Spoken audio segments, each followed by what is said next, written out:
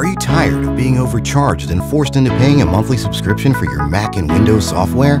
Well, if you are, currently we're having a 50% off discount on all the latest Mac and Windows software, such as AutoCAD, SolidWorks, Photoshop, Microsoft Office, and much more. Our 50% off discount will be ending soon, so be sure to text us ready to buy to the number on the screen. Starting pricing for low-end software $100 and starting pricing for high-end software $500. We aim to please, so expect 24/7 technical support, the latest premium software, instant software links delivered to your email, and PayPal buyer's protection guarantee. From the culture of the American South, where roots hold stories, comes a natural deodorant inspired by generations of wisdom.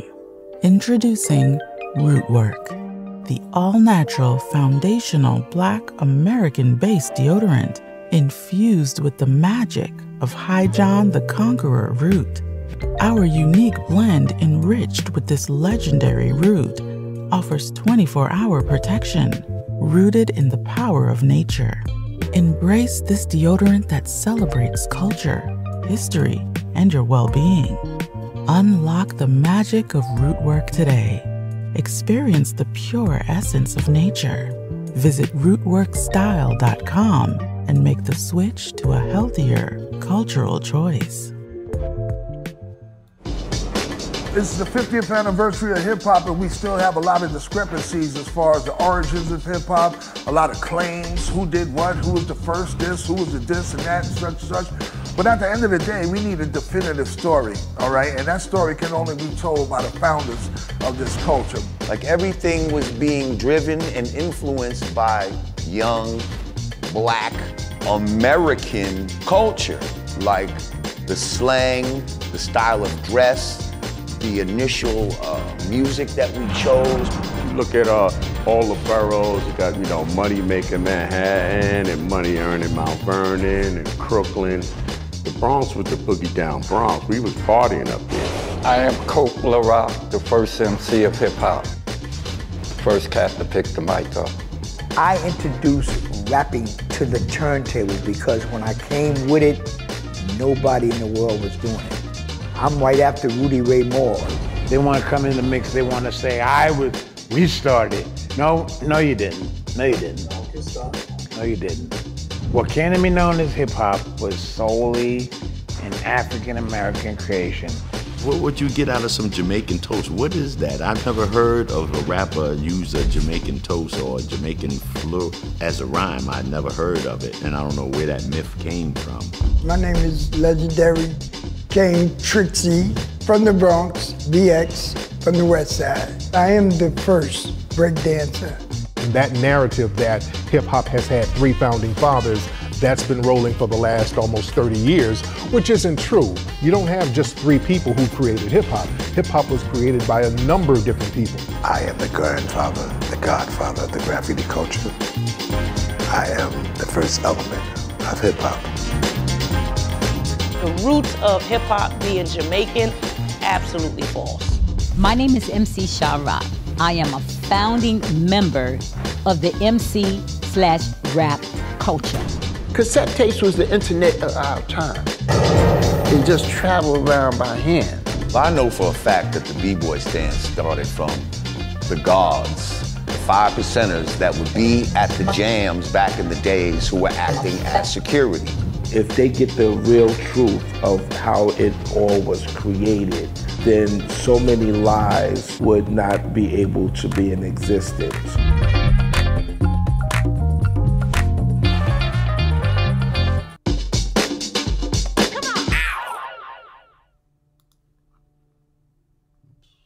Boom, there it is. All right, what's going on, guys? I'm here. I am here. And we are live. What's going on? Waiting on everybody to pop on in the room. How is everybody living on this wonderful afternoon? Glad to have everybody tuning in. And I'm ready to chop up game like we always do. We always chop up good game. And we're going to chop up good game on today's broadcast, ladies and gentlemen. Before we get started, let me have everybody, since we got a lot of people in here already, we got a lot of people, and women say, damn, you look good with your glasses. I'm trying, ladies. I'm trying. I'm trying to look good for you, ladies. Especially my wife. My wife likes the way I look. But I'm here. But listen, hit that like button and hit that subscribe button, ladies and gentlemen. Hit the like button, hit the subscribe button. Shout out to the moderators. First of all, let's give a shout out to the mods in the room. Miss Nikki the God, Mr. Michael Wharton. All right, shout out to the great moderators who's going to do their thing in the chat room to make sure everything goes smoothly. Y'all like the microphone check shirt? You guys can go to microphonecheck.com to get the shirt. Microphonecheck.com. And also, ladies and gentlemen, we have 9 days left to get to our goal for the movie Microphone Check. So we need everybody. We need the community, the family to get involved. Go to either the Kickstarter link below or go to microphonecheck.com. All right. Let me show you where we are right now with it. Our goal is 180. Look at us right now. We're at 107. All right. We're getting close. We're getting close. We got 9 days to get to that 180. All right, family. So we need the family to get involved now. If you made a contribution, that would be great. Let's do it again so we can get over the hump. We can get over the hump immediately. We got a lot of people in here. So family, let's make history together, ladies and gentlemen. We're almost at the goal. But yeah, we got a lot to talk about tonight, man. Let me get it. There's so much we got to talk today. It's not even nighttime. First, we got to talk about the situation going on in Maine. If you don't know, there was another mass shooting in Maine last night by a suspected white supremacist. And they have not caught this guy. This is a guy, his name, they know his name. His name is Robert Case. All right? No, not Case, I'm sorry. Robert Card from Maine. He's out there in Maine. Robert Card, that's his name, Robert Card. Now this guy, yeah, that's real time. Somebody said the link is real. But listen, the Robert Card guy, and I'll talk about Dwight in a minute. We'll get on Dwight in a minute. Don't worry about it. Let's get this out the way. We got to talk about this. So this guy, Dwight Card, is out there in Maine. This guy shot up 3 places. I know it was a bowling alley, a bar, and some other place. I think, was it a Walmart? He shot up a Walmart, right? This guy, Robert Card, from the last count, he killed 20 people, right? That's the last count I saw. Injured like 50 or 60. So this is a massive act of terrorism. They're kind of downplaying this a little bit. Family, this is a massive act of terrorism. You killed 22 people, 20 people in one day and injure about 50 or 60 people, and they still hadn't caught this guy? This guy is still on the run. The problem is this, and they're already trying with the whole, well, he had a mentally ill evaluation. I don't want to hear it. There's a black child down in Florida who has autism and he's special needs, and he beat up a teacher because he wanted to get an Xbox or some video game, and they're like, we'll charge him as an adult. He's mentally competent to stand trial, and he's clearly a special needs person, and they're saying that's all right. I don't want to hear no mental ill nonsense with this guy. People keep, the high IQ people love bragging about their high IQ until they commit some kind of heinous act. Then all of a sudden, well, there was some mental issues. He wasn't all there. He wasn't as smart as we thought he was. Oh, no. He knew what he was doing. No, this guy, I don't want to hear that mentally ill stuff when it comes to the white supremacist suspects. These people were mentally competent enough to be allowed to get guns. And in fact, this guy was a gun instructor from what I understand, the Robert Card guy. He was, I think, some kind of military guy. So he had all types of sense when it came to all of this other stuff. Now that he's carried out one of these heinous acts that society sets him up to carry out, you got to understand, when you give a group of people immunity of law, that just, it withers away their reasoning. When you get a certain sector of society and you tell them no matter what you do, you have judicial impunity, negative media impunity, we'll always make excuses for you, we'll cape for you, we'll get on code for you, that sends a message to people to do God knows what, and what happens is it turns inward. These suspected white supremacists, when they get somewhere where ain't no black folks to hate on, they have to channel that anger on somebody else. They got to channel it somewhere. Y'all sit up here telling these people that get yourself armed and trained because the blacks are coming to get you. The blacks are coming to get you. And remember the state of Maine, they had Paul LePage. Remember, he was the former governor. And remember him. Now, ain't no black people in no damn Maine, all right? Ain't no black people in Maine. Maine got about 8 black people, and most of them are tethers. But LePage was up here talking about all the drugs that was up there in Maine, all the people getting whacked out on meth and other drugs, and he sat there and blamed black people from New York and Connecticut. Remember that? See, you couldn't blame, you couldn't say it's the black people here in Connecticut that's doing all of this stuff. They couldn't say that because ain't no black people there. So LePage got up there talking about, well, you know, the problem up here in Maine is that the white girls be getting strung out because all the drug dealers from New York keep coming up here. Yeah, it was, you know, the problem is D-Money, Lefty, and Shifty. Remember he said that? The governor of Maine, LePage, or racist-ass Paul LePage, sat up there and blamed black men from New York for going up there getting the white women strung out on dope. And had the most stereotypical names imaginable. So now where you would have wished you could find D-Ray and Shifty now to help you find this damn terrorist running around that y'all can't get. See, the police, man, their job is to basically contain black people. Their job is to act as overseers for us. When there's a real crime popping off, they become the Keystone Cops. They don't know what to do. This dude up there in Maine, Robert Card, this dude shot up 3 places.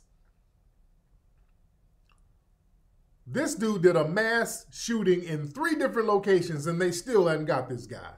Now they're talking about this guy might have escaped on a damn boat somewhere because he had a boat. Real talk, yeah, ain't nobody, them brothers in New York ain't going up to Maine to slang. Nobody going all the way up to no damn Maine. The hell? Brothers ain't about to go serve no work in Maine.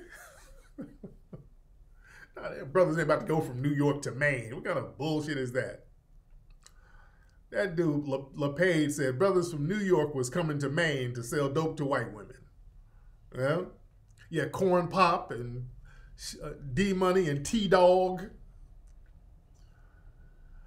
But listen, this guy, man, it might be a situation where this guy might have been clicked in with law enforcement. You got to understand, a lot of these white extremists, and I'm not saying this guy is or not, he could be.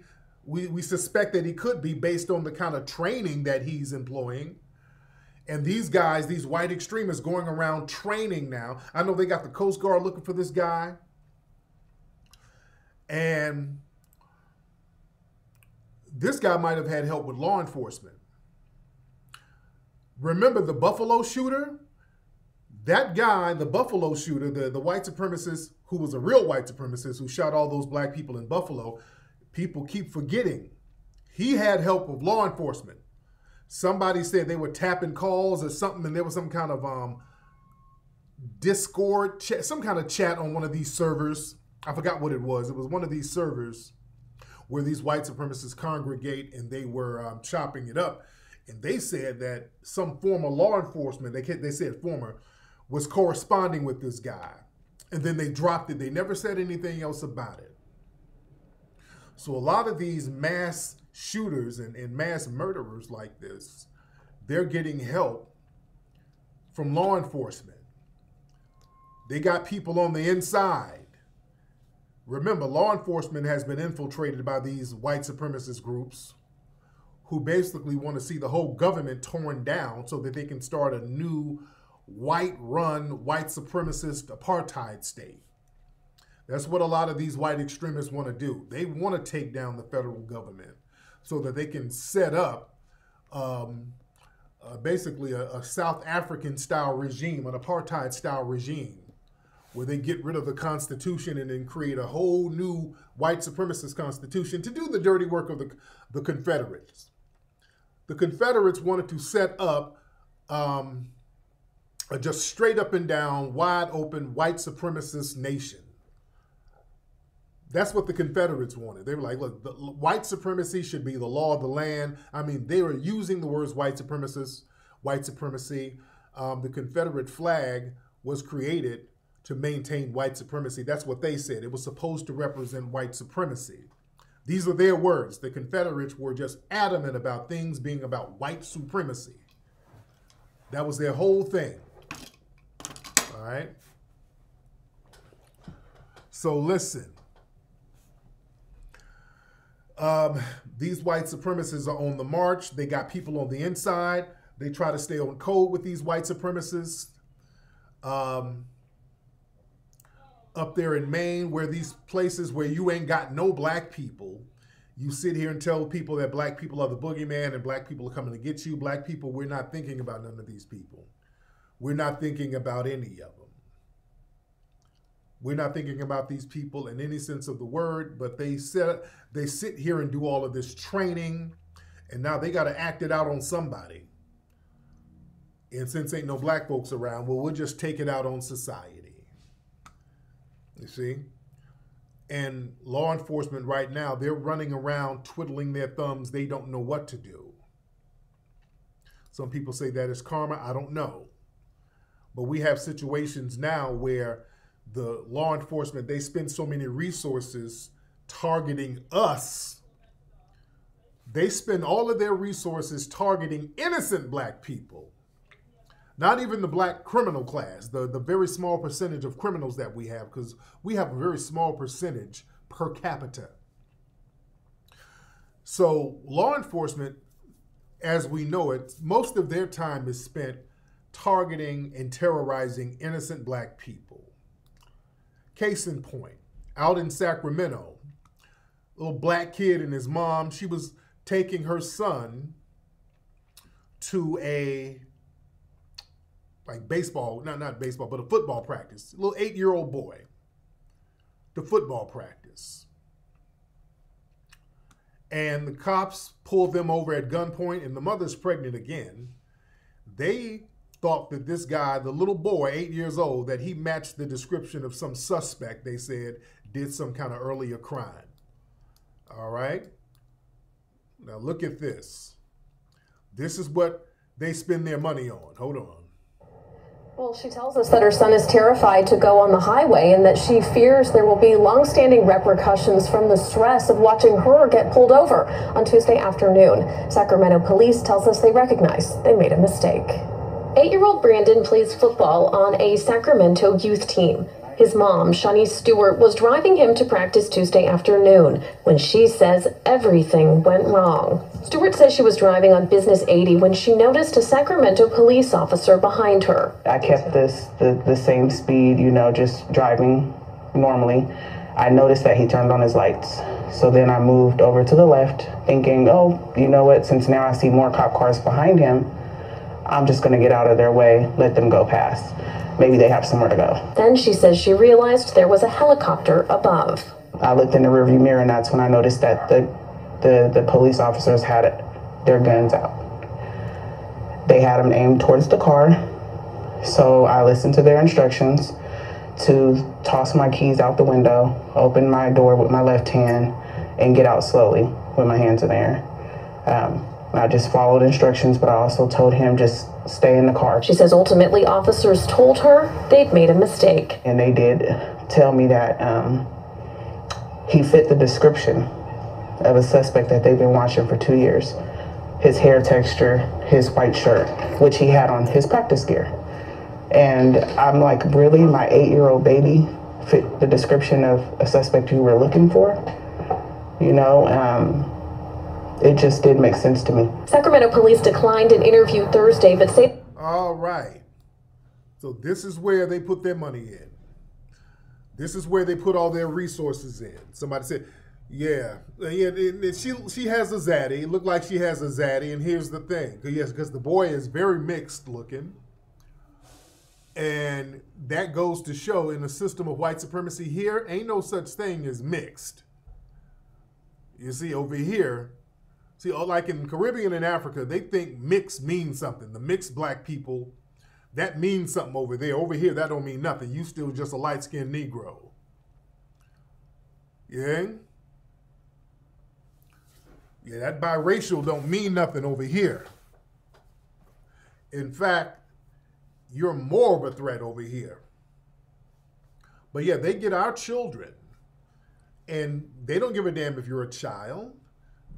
They don't care if a black person has special needs. They don't care if you're a child. Every black person is an adult. This is why, family, you know what I don't like, and this is what we got to stop allowing? I saw a video, and I'm not going to play none of these videos. They got these little black boys rapping. Black boys look like they're about 5 or 6 years old, and they got them rapping, and some of their raps go viral, and these little boys are cursing and talking about banging women and talking about doing stuff with their guns, and they got little 5, 6-year-old kids doing this. And a lot of these little videos go viral. They got these little kids rapping. Let me say this. And then you got some adult Negroes pushing that, filming it, putting it out there so it can go viral. Y'all niggas gonna have to stop doing that nonsense. You guys are gonna have to stop doing that, you dumb, buffoon-ass grown folks, letting these little kids go out here and rap about real ratchet stuff, and they're like 5 or 6. That ain't cool at all. That's a bummy-ass move. What happens is, that's an old white supremacist trope by showing black children as more sexually advanced and adultified than they are. Because when you do that, see, they used to do that during the Jim Crow era. They would show images of black kids naked and their booties would be kind of bigger than usual. They would do that to make black children look more older and mature, to make them look less innocent. The name of the game was to make a child, if you sexualize a child, that child is looked upon as being less innocent. So if you hurt that kid, there's no outcry or no sympathy, because look at him. That wasn't no innocent kid. And notice, when they harm black people, when they harm our children, they harm our teenagers, when they killed Trayvon Martin, remember the white supremacists like, well, he wasn't really innocent. Well, he did have a screwdriver at school that he was going to possibly use to break in houses. See, when Emmett Till got killed, well, he wasn't so innocent. Well, he was flirting with a white woman. So Emmett Till, he was a kid, but he wasn't really innocent. Y'all gotta stop portraying children in a degenerate way. Because that means the white supremacists do that to take away their innocence. Tamir Rice, right. So when a black kid he gets killed, white supremacist society gets on code. Well, you know, these black kids, you know, they're overly sexual. You see? And they do that with sisters too. Y'all got to stop. Sisters, the whole sexy red Sukihana thing, when y'all let that image of you go out, when you see a situation where they run up in a black woman's house and shoot her while she's asleep, I I mean, come on, she was going to be the next Sexy Red. Up there in the Bay, a race soldier pulled a black woman out of a car, and they said she stole some stuff at a store. He's punching her all in the face, and all the white supremacists are celebrating that. See, these are the same white supremacists who sit up there and cheer on the Sexy Reds and the Sukihanas. They like that ratchet image. So if things go left, they say, well, look at her.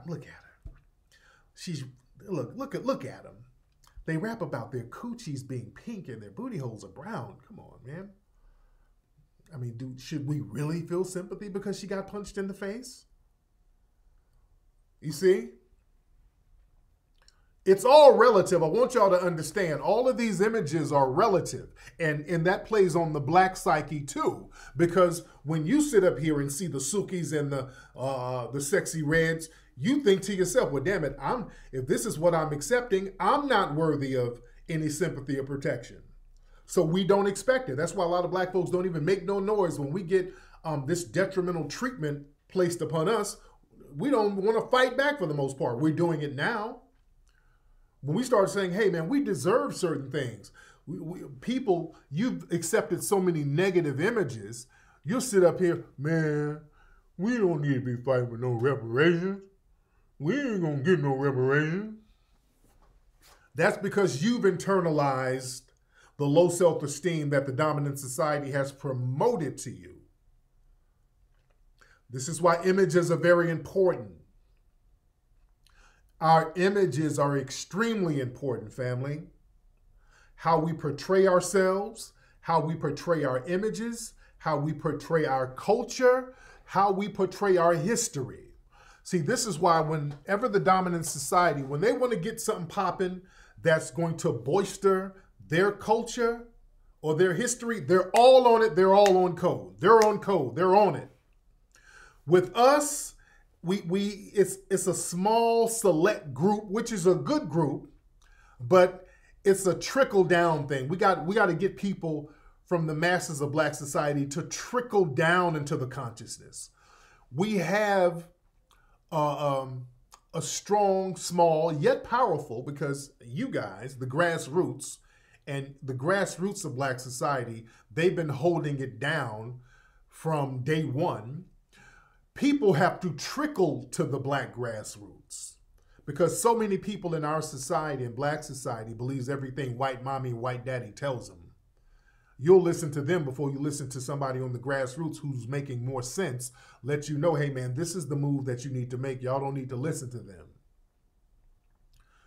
That's why with our movie, we got the movie Microphone Check. It should, look, as many black, we got 42 million black people out here, 42 million black people. We're doing a movie about black history. That thing should have been funded in a few hours. But we got to understand where we are as a community. We have a small group of people on the grassroots. We have a small group of people on the grassroots who's going to hold it down. And then people have to trickle to the grassroots. Whereas in the dominant white society,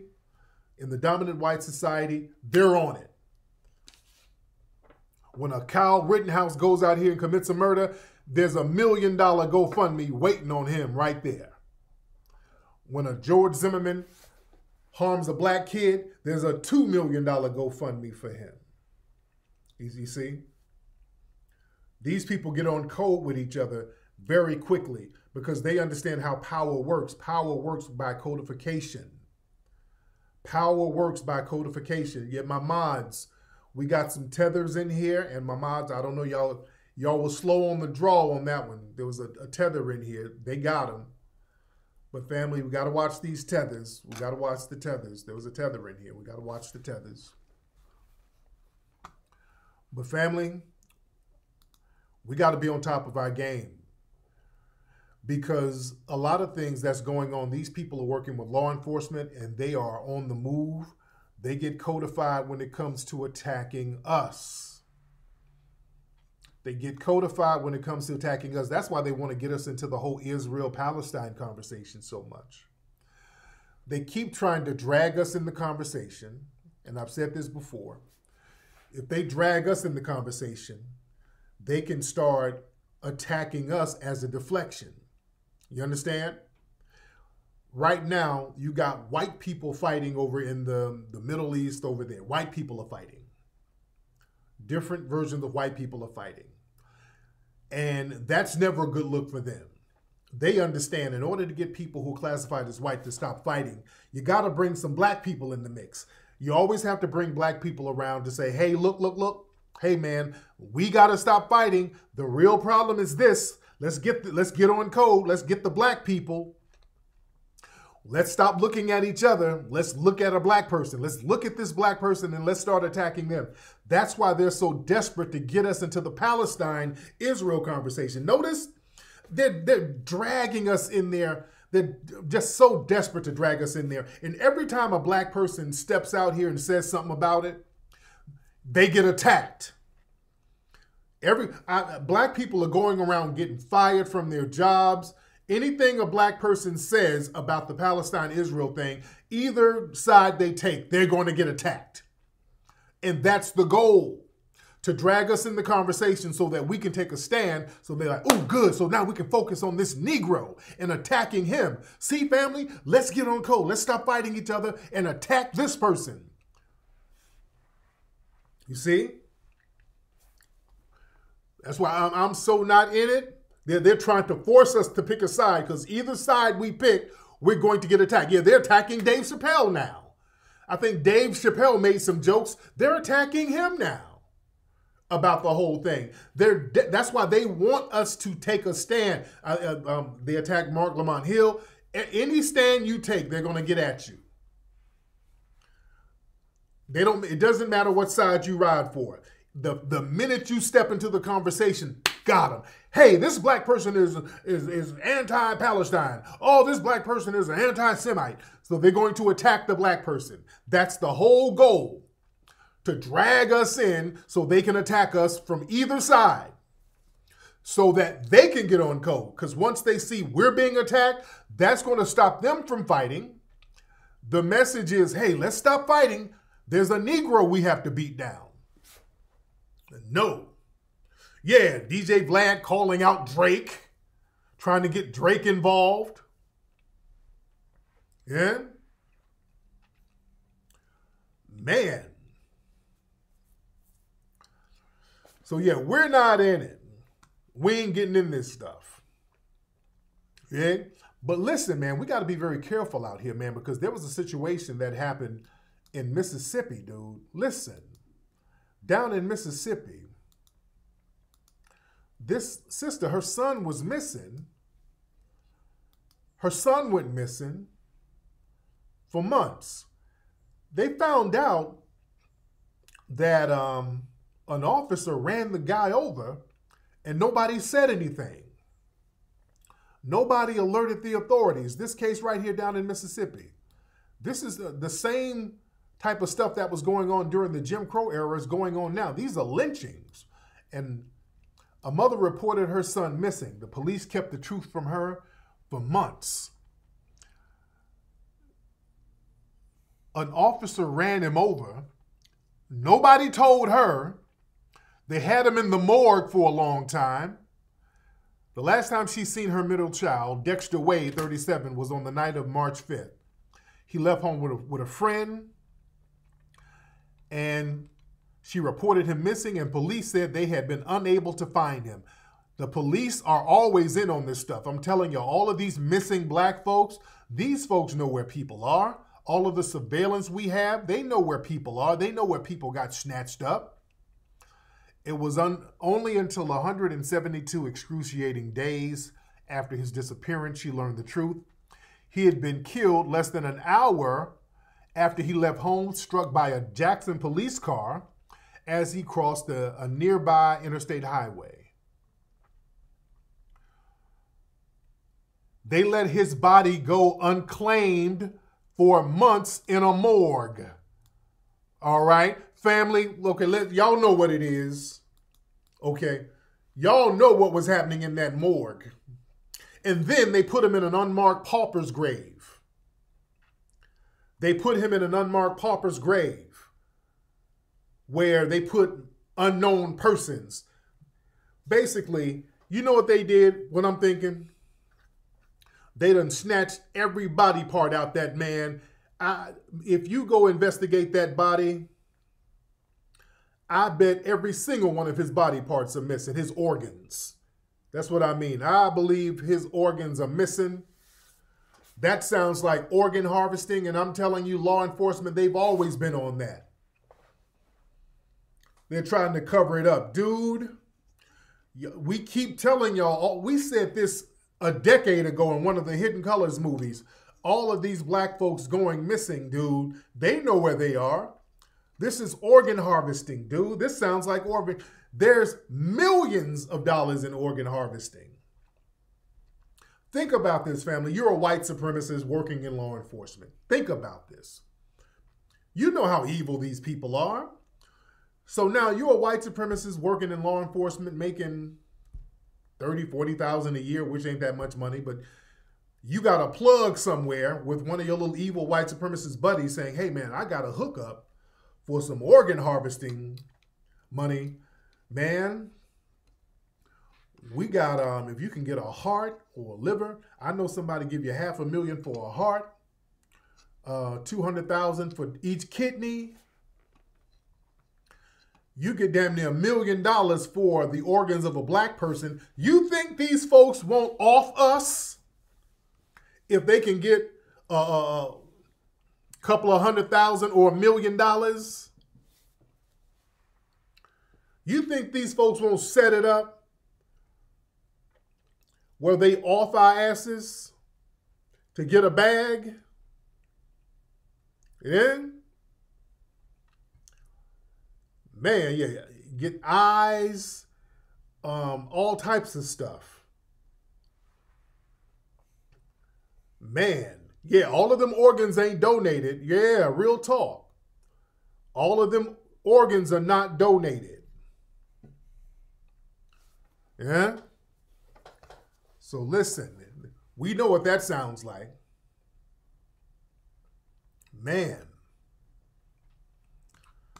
But, you know, hopefully that sister gets justice. And we got to watch our backs out here, man.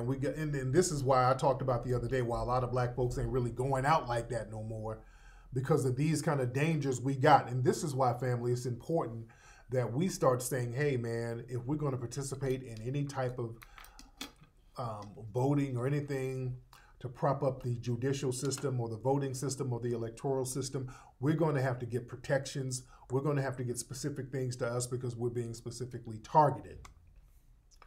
We cannot play this game out here. We are being specifically targeted as black people, particularly foundational black Americans. So we need to get basic protections out here. And we need to let them know that's what it is. Yeah. Speaking of organs, Dwight Howard, he's been grabbing on organs too. I talked about Dwight Howard the other day. Now, for those who don't know, Dwight Howard, some paperwork came out confirming that Dwight Howard has a hankering for Boochie Cat. Dwight Howard, it looked like he was being sued by a dude who said that Dwight Howard forced him to have oral sex, and they were having a threesome, and Dwight was with a dude named Kitty, a dude with a wig on, and it was a whole mess. And they were saying that Dwight was forcing this dude to do something funny for some honey. You think? And there have been rumors about Dwight Howard for a long time. You dig? There's been rumors about Dwight and him liking trans. All right? They've been saying that for years about Dwight. They've been saying Dwight has a hankering for them trannies or transgenders for a long time. All right? And Dwight has a video. I think Dwight is responding. I want to see what Dwight has to say. I haven't seen this yet, but Dwight is kind of responding to the backlash, and I haven't seen this, so let me see what he got to say. I'm watching this for the first time with you guys. Hold on. Let me see what he has to say. Why the hell do you or anybody care who the hell I spend my time with? That's the problem with y'all people. Y'all worried about who people spend their time with. Whatever I'm doing in my bedroom is my damn business. Hey, what's going on YouTube? In today's video, we got... Okay, I want to hear all this. These secondary dudes. He said whatever's going on in his bedroom is his business.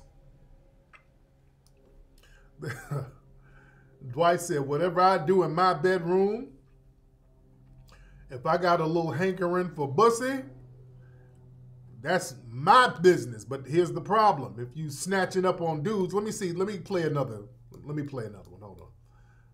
Now, this is another one. I want to see if he's bringing more clarity. That ain't nobody business where I put my shit at. Y'all just weird. If you want to know what people doing in their bedroom and who they messing with and sleeping with, you are weird. You're the weird one. Oh, shoot. Y'all heard about that, Dwight? They said Dwight was in a text messaging a guy. Nigga, who cares? Who cares who I was text messaging? You just mad because I want text messaging. Yo, ugly. That's what it is. Well, Dwight, to be fair, and Dwight, if you got a hankering for pussy, that's okay. But now, if you buck breaking niggas, that's the problem, Dwight. Yeah. Now, if you booty snatching, now you might be that might be a concern for the community. That's what we're saying, Dwight.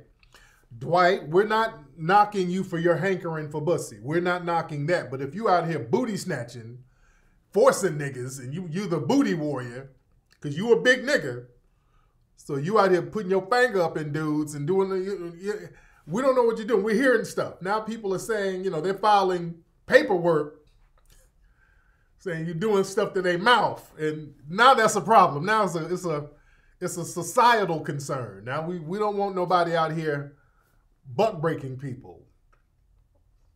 That's the problem. Because Dwight, even when Dwight was playing, Dwight would do little stuff on the court. No, because some of y'all forgot. Let's go down memory lane. Y'all remember Dwight stuck his finger up somebody's booty on the court. Y'all remember that? Hold on.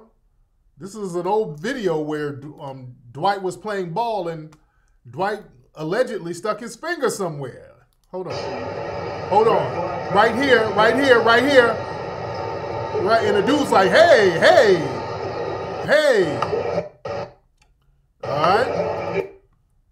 So yeah, Dwight allegedly stuck his finger up that man's ass on the court, and we know this infamous video here. Hold on.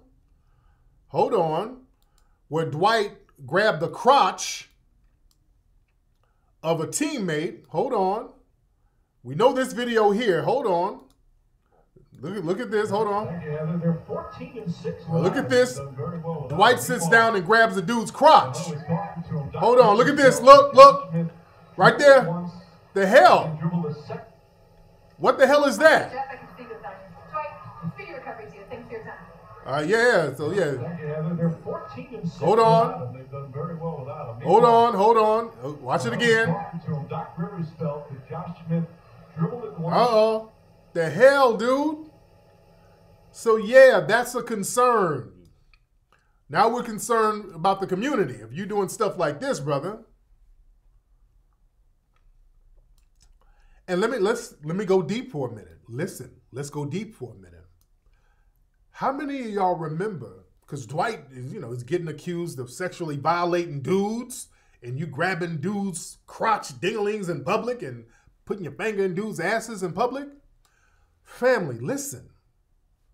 And by the way, everybody retweet this. We need about 7,000 people in here. Let's go. Everybody retweet this. Retweet this, ladies and gentlemen. Retweet it. Let everybody know that we're live. I need everybody to retweet this. Yes, we're getting the numbers up now. Retweet it. Family, some of y'all don't remember, Dwight Howard has kids. Dwight Howard has a child with Royce Reed from the Basketball Wives show. Do y'all remember, family, the child she has with Dwight? That child, the son, he was accused of sexually molesting another kid. Royce Reed she had a boyfriend, and her boyfriend had a son, and the son was over, and her and Dwight's son molested the kid. And then Royce got arrested for child neglect. Y'all remember that? Hold on, let me jog your memory here. Now this is, all right, let me jog your memory. This was last year. Dwight Howard's son, Braylon, inappropriately touched his mom's boyfriend, minor, leading up to Royce Reed's arrest. Uh-oh. Man, what's going on, dude? What's going on in this damn household?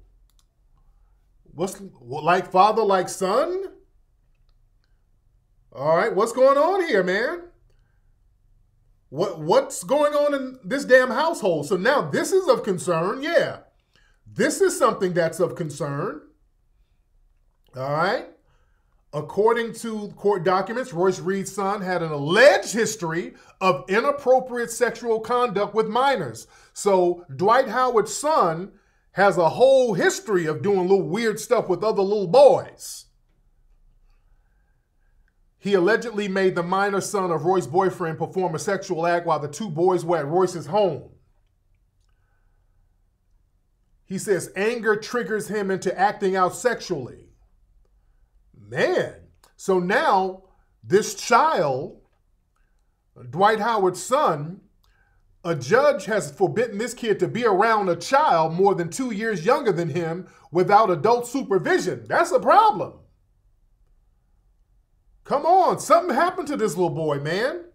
Now, Royce Reed said something to the effect of Dwight Howard's, some of his other kids have been molested by a nanny,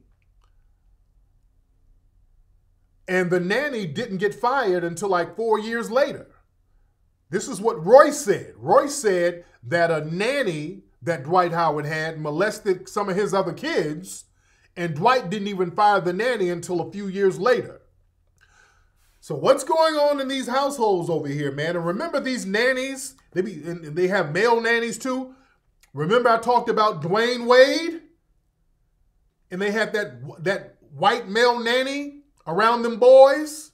Now all of a sudden your boy's wearing a dress? Man, what's going on with these folks, man? So something happened to that little boy. If he's up here messing with little kids like this, and he's a kid himself, and he's out here sexually violating these other kids, something happened to this kid. And you look at his daddy's going around doing this weirdo ass stuff. So yes, that's a problem. Yes, that's a problem. We need to know what's going on in this household, man. Man. So it's some weird stuff going on out here, man. It is some weird stuff going on out here. So there's some buck breaking happening out here. So Kim Kardashian says she hired a male nanny. Yeah, nah. They got these male nannies around these black kids. Nah. No. Kim, nah. No, no, no. No, that's not it. No, y'all got to be very careful about that stuff. You got to be very careful about who you have your children around. You got to be very careful. Shout out to everybody in here. We're in here heavy. And by the way, family, let's hit that link for the film Microphone Check. If everybody can hit the Kickstarter, that would be great. Or go to microphonecheck.com. Hit that Kickstarter, ladies and gentlemen. Because we're trying to get our goal, and we're getting very close, and we need everybody to get involved, ladies and gentlemen. We need the family to get involved. We need the entire family to get involved with this project. Roy said he's an evil man. Ah, yeah. But yeah, you got to be careful, man. Men and women got to be careful. You got to be careful who you got these babies with. Dudes, and let me say this, you got to be careful these women you date. You dating these women and they got kids and you don't know what these kids are coming from. You don't know what their baby daddies are about. Be careful, you dating these women with kids and then they touching on your kid. You got to be very careful. You don't know what's going on with some of these women and their kids. You don't know what's going on. These women might be cool, but they got kids and you don't know what's going on. The baby dad might be weird and then the kid is going to be weird. And then you bringing your kids around this weird situation and vice versa. You see? We got to look at everything people bring to the table, man. You got to look at everything. Just got to watch who we're around. Speaking of watching people you're around, people are talking about DJ Envy over at Power 106. Is it Power 106 or Power 105? I don't know. It's the Breakfast Club. I don't know what the radio number call letters are. A lot of people are talking about the situation with DJ Envy getting caught up in, there was a real estate scandal going on and one of his real estate partners went to jail, and people are talking about Envy could possibly be next. Here's my thing. I don't want to see Envy go to jail. I don't think Envy knew the severity of the scam. I don't think Envy was trying to scam. I'm not trying to put the cape on for Envy. I don't think Envy was genuinely trying to scam. But the thing is, Envy, here's the thing. Envy would be considered a square. And you got to watch, look, square niggas, square dudes, you got to watch it when you're trying to get involved with street niggas. Envy got involved with some dudes who was in prison. These some street dudes. If you a square dude, don't fuck around over on that side of the fence, man. You dig? Envy's out here dealing with some street dudes, and Envy don't really know what it is out here on that other side. Envy, from what I understand, first of all, Envy is non-FBA, right? His family's from Grenada or something like that, right? And his dad was a cop. So Envy is game goofy when it comes to some shit like that. Again, that's why I don't think he knew it was a scam. I really don't. I don't think Envy knew it was a scam. I just think Envy was being game goofy, and then these dudes finessed him into being the face of it. They went and got somebody legit. You got some street dudes who knew they couldn't get any kind of legitimacy because they knew in the streets, people could smell them and see them from a mile away. That's why Joe Budden, who has street smarts, the minute Envy presented that whole shit to Budden, Budden called it out immediately. Like, man, that's a Ponzi scheme and your ass going to jail. No. No, thank you. Immediately. And let me tell you something. Have you seen the videos of Envy and them dudes? If any nigga with any street smarts, you can look at that and smell the finesse. I mean, the finesse is all in there.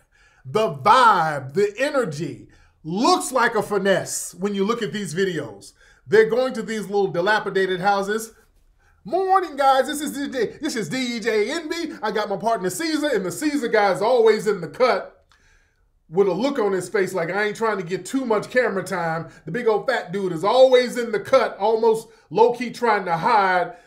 Dude,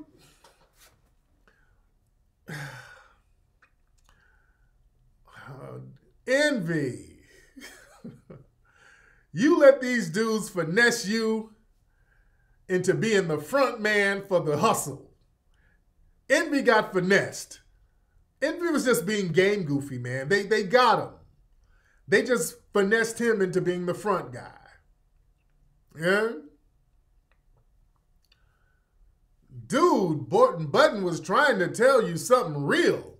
Anybody could see this shit and see it was a finesse just by the shady looking dudes.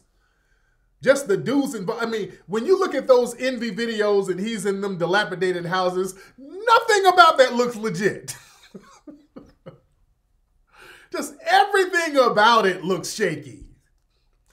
Just the aesthetics of it looks shaky, man.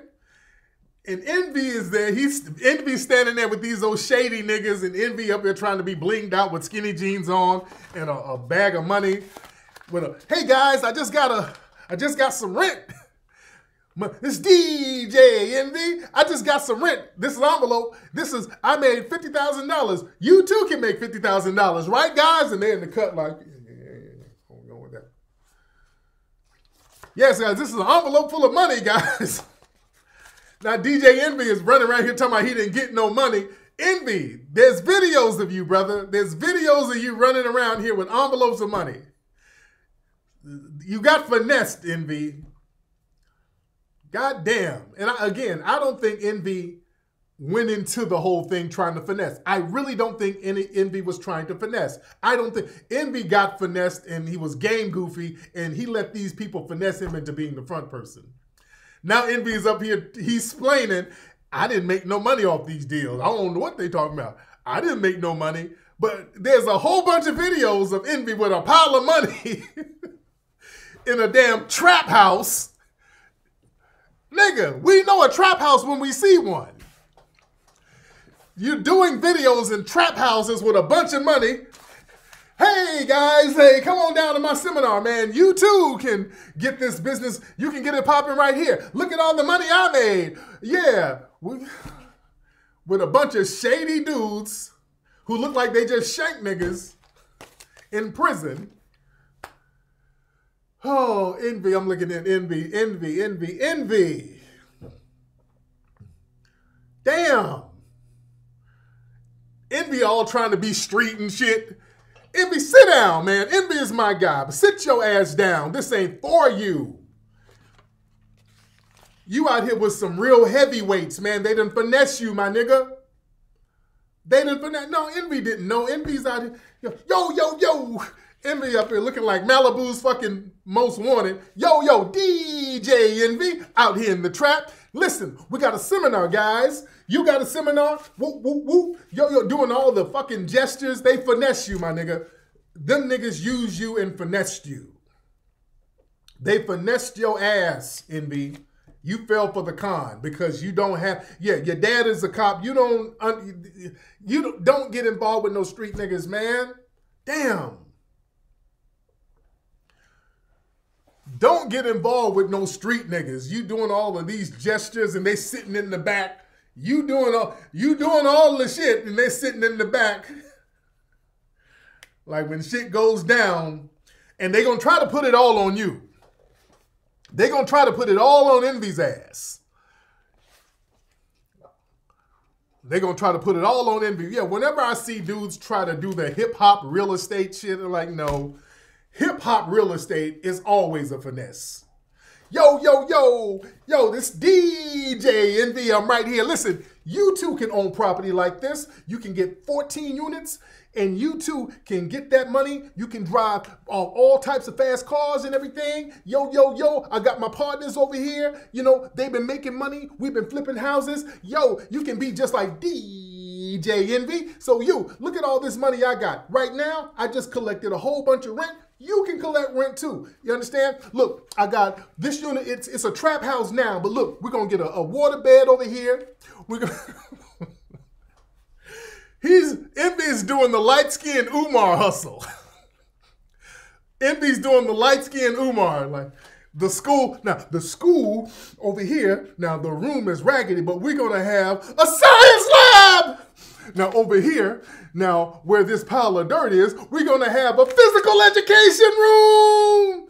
And over here, where you see the light fixtures are broke, we're going to have a ballet class. So when a nigga's standing in a trap house or some dilapidated building talking about how fly it's going to be,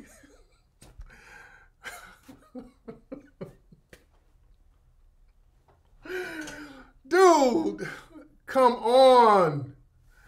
Envy, no. Charlemagne, I blame you, Charlemagne.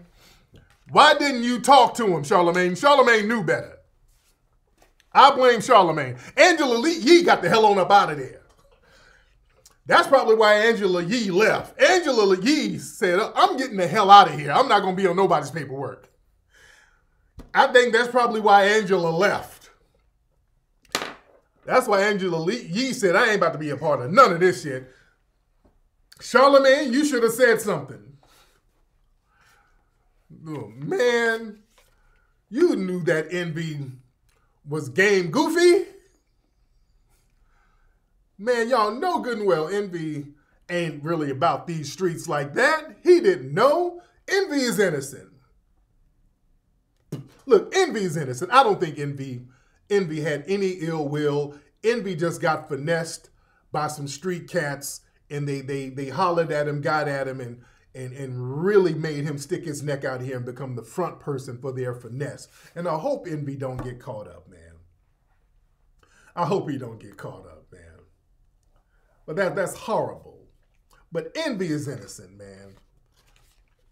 Envy is innocent. And again, this should be a lesson. Stay away from these street dudes if you ain't about that street business.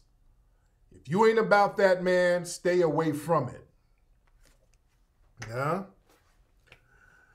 Man. Because, yeah, I don't want to see Envy go to jail. Envy is too light-skinned to go to jail and too square. I don't want to see him go to jail. They're going to tear that nigga Boochie Cat all up if he go to jail. We do not want to see Envy. We don't want to see because they... They say black don't crack, but beige don't age. They're going to look at him as a snack. Envy is going to be a snack in jail. He's going to be DJ Redbone behind bars. We don't want Envy to go to no goddamn jail. He's going to be DJ Redbone. They're going to, oh, ooh, this nigga's exotic. Beige don't age. Oh, they're going to shave his head and put some lipstick on him, and he's going to be walking around there looking like Amber Rose. I don't want Envy to go to no fucking jail. Free Envy. I don't want Envy to go down, man. Well, they're going to do him all types of ways. He's going to get a conjugal visit from Dwight Howard. It's going to be he's going to be down bad. I don't want to see Envy go to jail. Leave Envy alone. Free Envy. Shit. Man, man, man.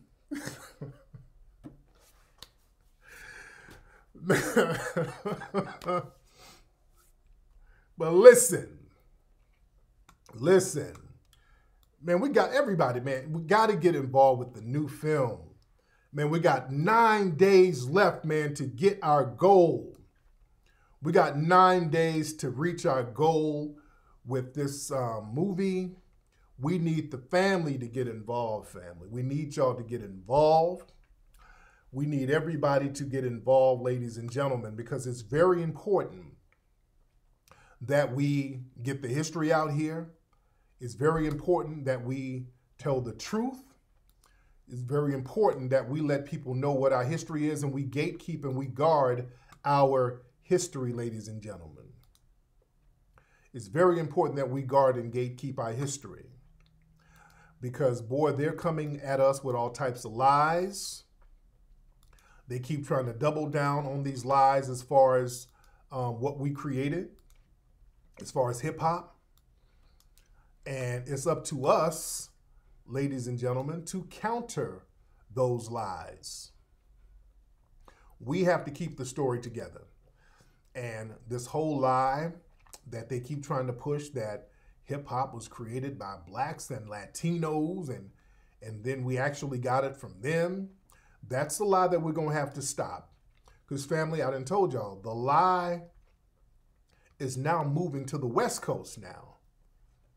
All right, I done told y'all the lie. They're moving the lie out here. So now they started on the East Coast. Now they're trying to say that West Coast hip hop got started by Latinos. West Coast hip hop was influenced, and the style and us dressing, the gang banging attire, that was started by Cholos. Look at what Tidal put out. How khakis and flannels and bandanas became the lasting look of West Coast hip hop. They're saying that we got the style from the Cholos. All right? They're trying to say that lowrider culture that black people get into for the West Coast hip hop and the gang banging clothes, that came from Mexicans. They're trying it. Now, let's be clear. the lowriders, it was black people doing lowriders and doing the lowriders on cars back in the 1950s. Do y'all know that? Well, black people doing that. And with NWA and people like that, the starter jackets, the Hispanics weren't doing that. Some of the style of the starter jackets, no. That was us doing that. But again, I mean, they're desperate right now. Family, I'm telling y'all, these people, man, they're trying to go to every angle they can to attach other people onto our culture. Yes, we started the lowrider thing. We were doing lowriders in the 50s. You know? So now they're trying to say that they co-created West Coast hip hop now. Remember, I did last week I played a clip from Truth Savior's page where you got a dude talking about, Latinos and blacks co-created West Coast hip hop. So that's so far from the damn truth. But again, these people are getting all types of budgets to go out here and push these lies. We have to counter this stuff. It's very important that we counter these lies, ladies and gentlemen. We have to counter these lies. Okay? It's up to us to do that. So everybody go to the Kickstarter page, Kickstarter or microphonecheck.com, and get involved. Right now, ladies and gentlemen, we only have a few K to go. We only need a few thousand more. Family, we got 5,000 people in here. Everybody, if you all went down to the Kickstarter page right here and got involved, we could reach the goal within minutes, ladies and gentlemen. We can reach our goal within minutes. So let's make this happen because the movie Microphone Check, extremely important film, man. We really have to push back to protect our culture. And it's only going to come from us. It's only going to come from you. It's only going to come from the grassroots, ladies and gentlemen. It's only going to come from the grassroots. You dig? But anyway, man, let me get up out of here. I think we had a great conversation on today's show. Yes, we do Microphone Check too. We got to go into the hip hop thing. That's why we got to make this one pop off. You dig? But anyway, man, go to microphonecheck.com, microphonecheck.com, ladies and gentlemen, or go to the Kickstarter.